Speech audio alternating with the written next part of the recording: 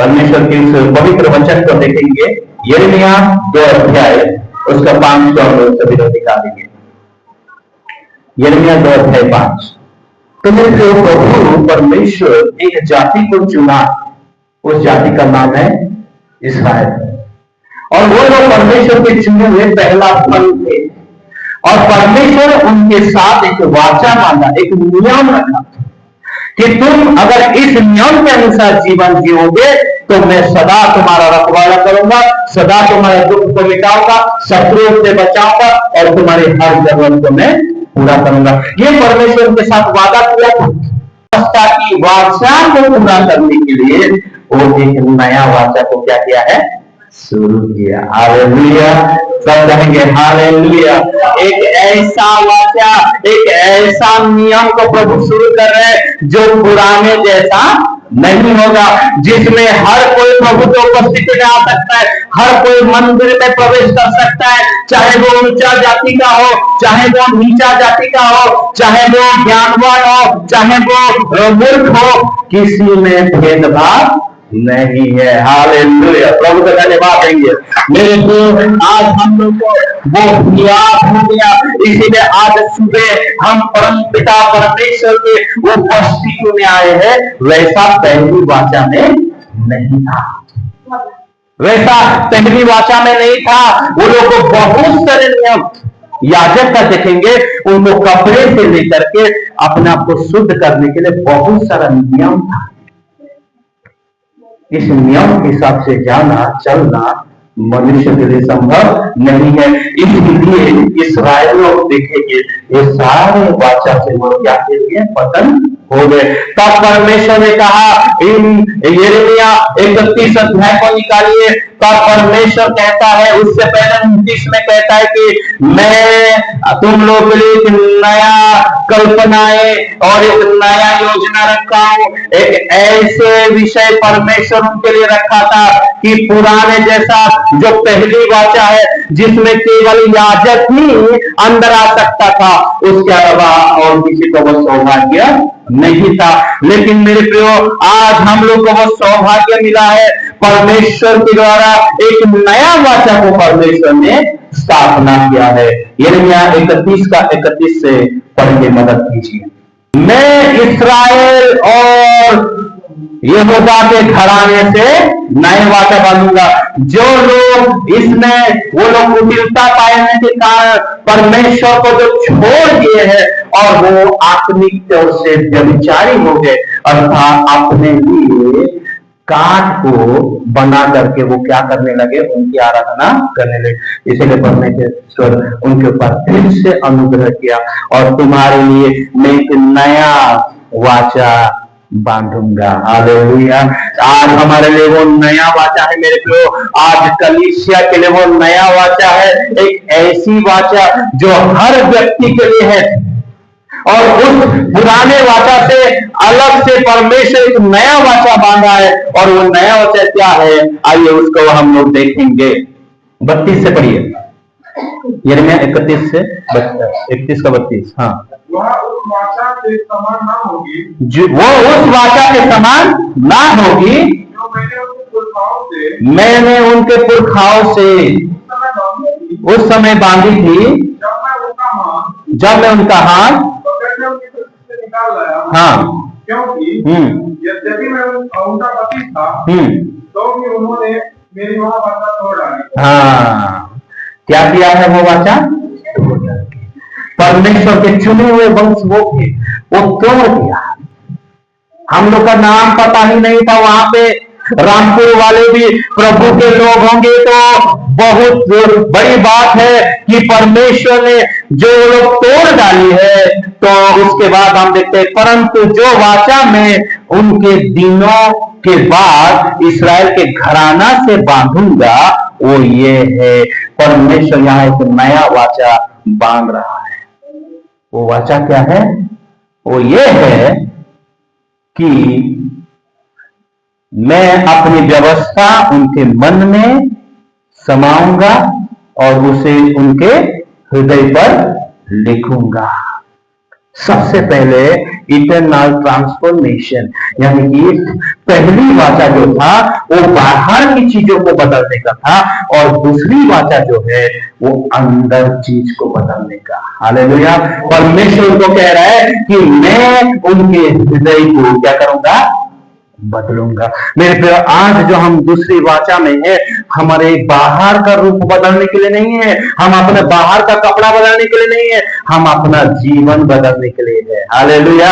हम अपना हृदय बदलने के लिए, परमेश्वर आपको और मुझे कि द गॉड वर्किंग इनसाइड, हमारे अंदर को परमेश्वर अभी देख रहे हैं। उस समय में याजक का कपड़ा को देख रहा था, हर एक नियम को देख रहा था, सारी चीजों को देख रहा था। वो पहली वाचा मूसा ने लहू के द्वारा खून बहा करके उसका शुरुआत हुआ था, और ये दूसरी वाचा यानी कि नया वाचा जो है वो भी लहू से ही शुरुआत हुआ है।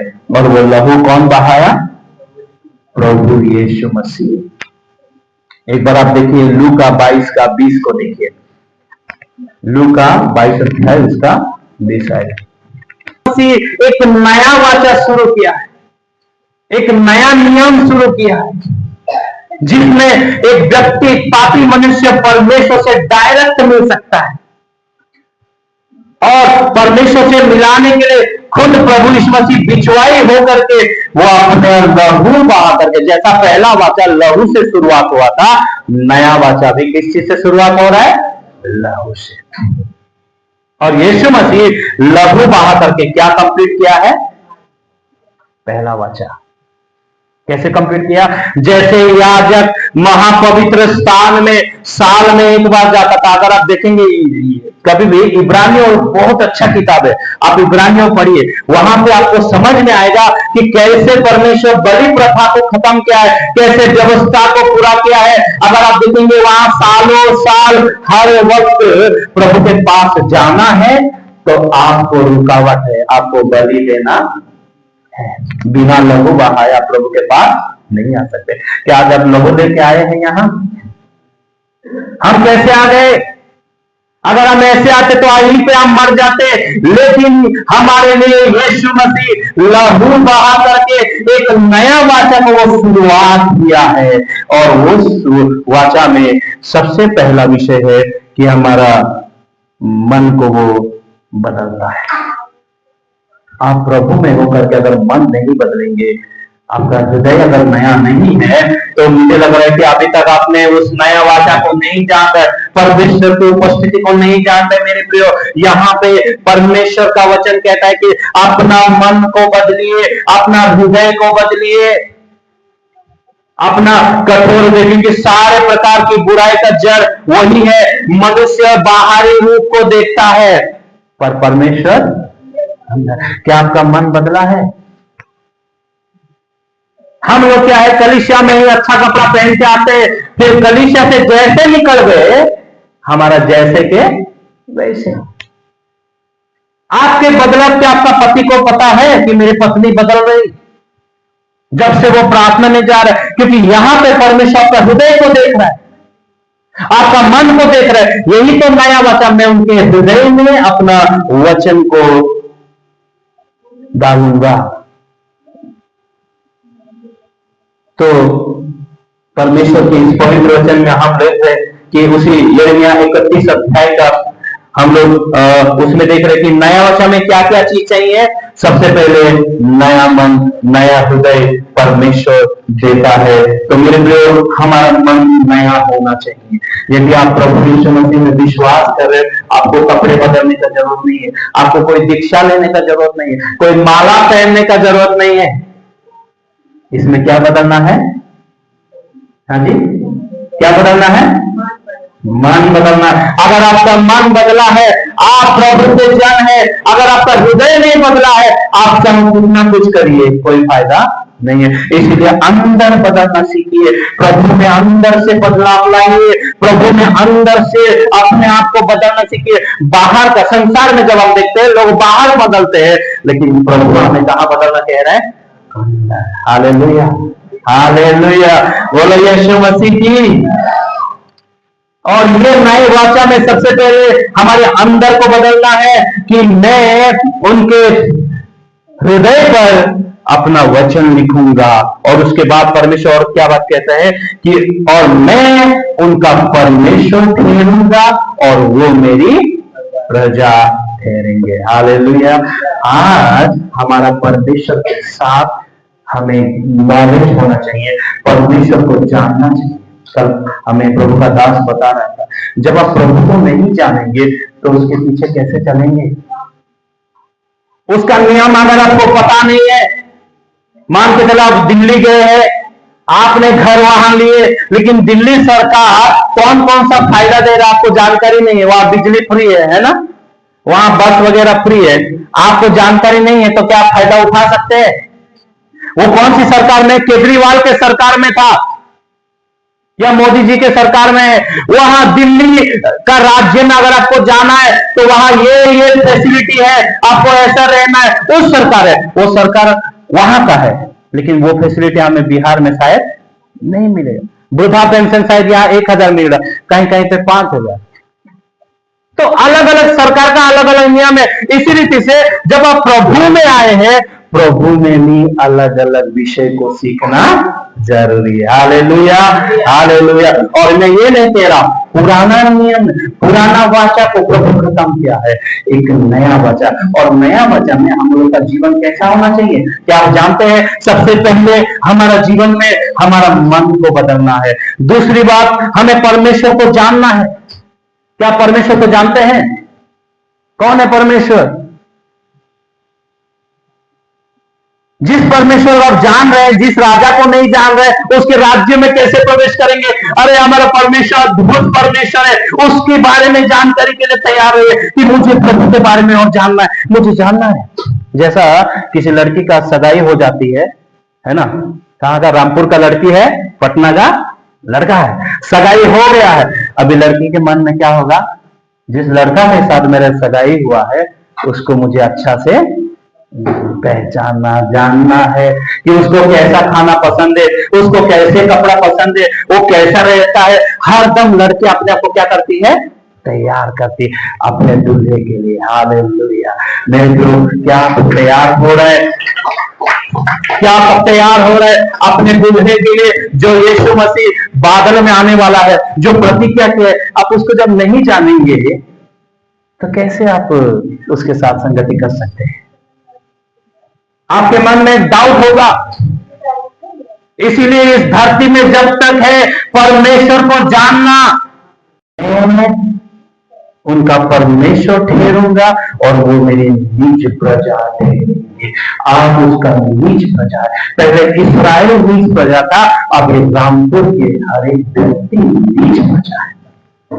जो नहीं पहचानता वो नहीं जान रहा है, लेकिन जो पहचान रहा है वो मेरा पिता है। जैसे पिता से हम मांगते हैं, वैसे प्रभु से प्रार्थना करना सीखिए, परमेश्वर को बुलाना सीखे। पिता को कितना प्यार से बोलते हैं, पापा, फादर, लव, कुछ से कुछ बोलते हैं। आप अपने परमेश्वर पिता से बात करने के लिए आपका दिल से कितना खुशी होना चाहिए कि मेरा पिता परमेश्वर है, मेरा पिता सर्वशक्तिमान परमेश्वर है, उसके बारे में मुझे कोई बताने की जरूरत नहीं है। अगर आप देखेंगे इब्रानियों 8:11 में क्या कहता है परमेश्वर? इसीलिए मेरे प्रिय प्रभु को जानिए, नॉलेज को लीजिए। यहाँ पे परमेश्वर को जानने के लिए आपको बुलाया गया ताकि आप उसकी गहराई बातों को जान पाए प्रभु में। आइए हम लोग देखेंगे इब्रानियों 11:8 को पढ़िए, मतलब 8:11 को पढ़िए। और हर एक अपने देश वालों को और अपने भाई को यह शिक्षा न देगा कि प्रभु को पहचान, क्योंकि छोटे से बड़े तक सब मुझे जान लेंगे। सब मुझे जान लेंगे। अभी बताने की जरूरत नहीं है। आपके अंदर जब पवित्र आत्मा आएगा, जिस दिन आपके हृदय में पवित्र आत्मा आएगा, आपके मुख से क्या निकलेगा? हे हमारे पिता। पिता शब्द जो है ना, पवित्र आत्मा सिखाता है, कोई पास्टर नहीं बताता है।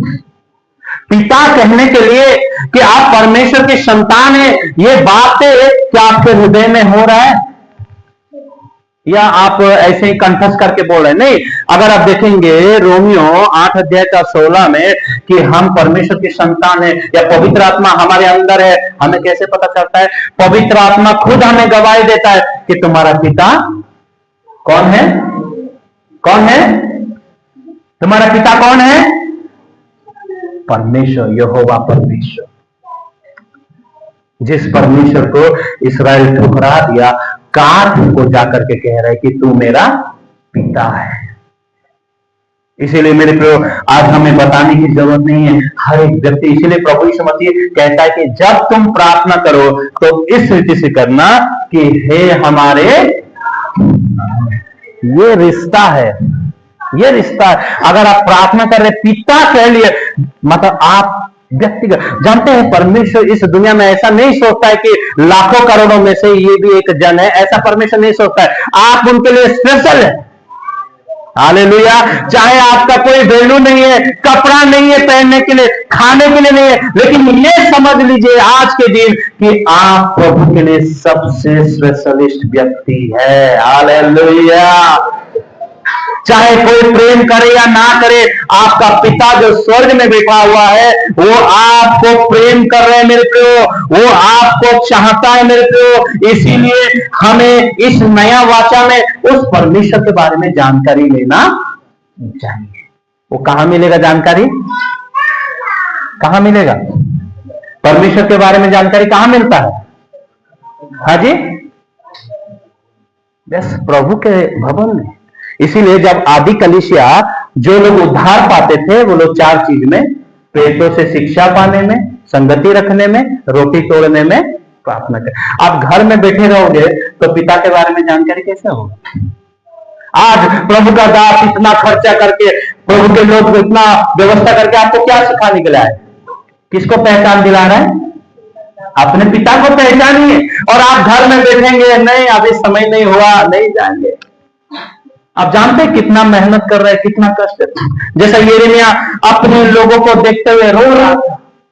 एक प्रभु का जीवन में जब विश्वासी जब पिता को नहीं पहचानते, जब भटक जाते ना, पास्टर का दिल जो है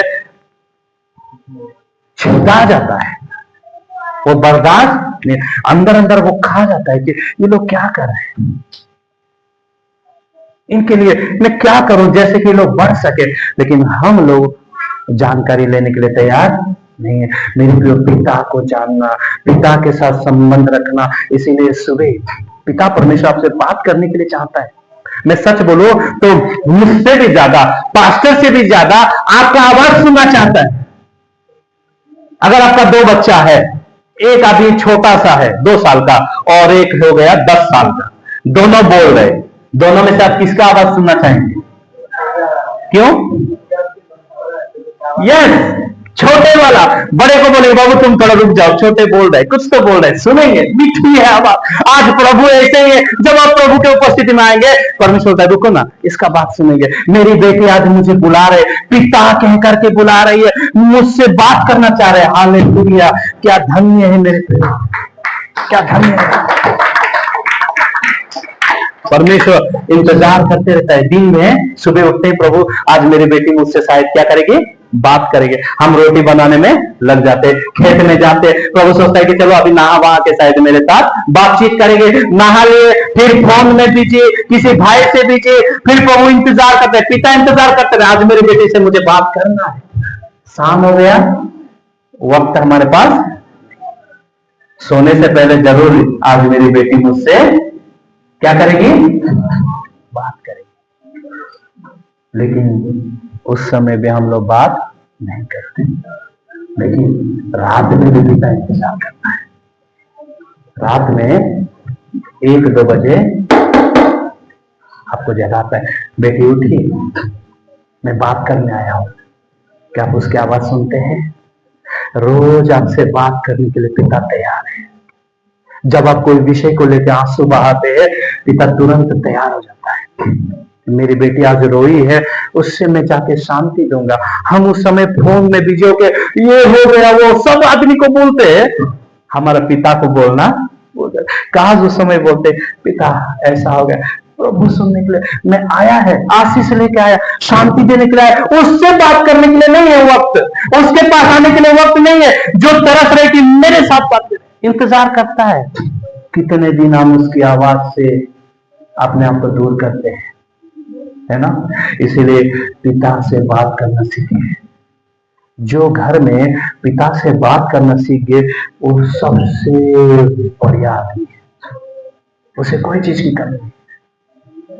जिस दिन आपके जीवन में सुबह उठ करके प्रार्थना करना आपने शुरुआत किया, मेरे प्रियो, आप समझ जाइए कि आपके घर में बहुत ही बड़ी सामर्थ का काम होते जाएंगे।